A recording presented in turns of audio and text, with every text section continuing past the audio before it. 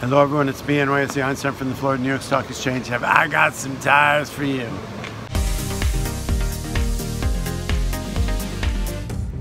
Hi Jen. It's 5 o'clock, Friday, Jan 11. You know what? Strange day. I'm impressed with the fact that there's a lot of red, a lot of green, a lot of...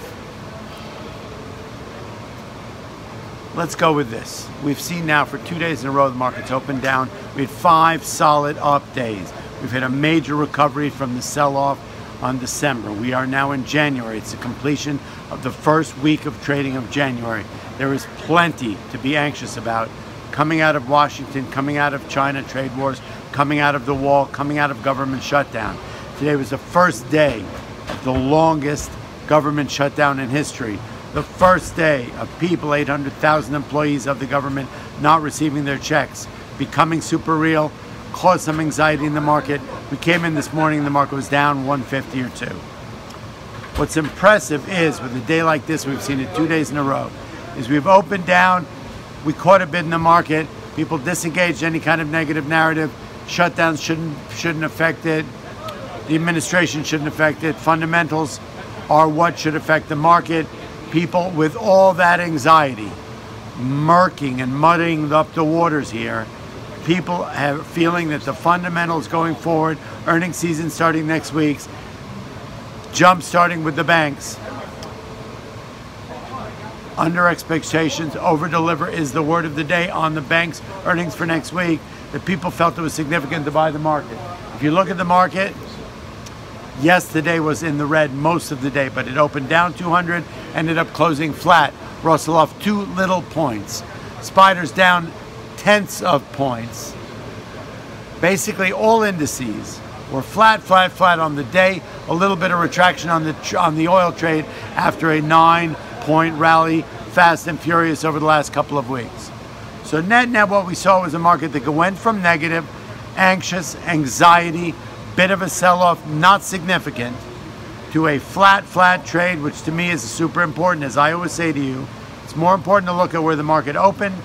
Going bottom left to upper right, that's a good thing. It would have been nice to see a little more green. Even if we eked it out, we did close just under the 24,000.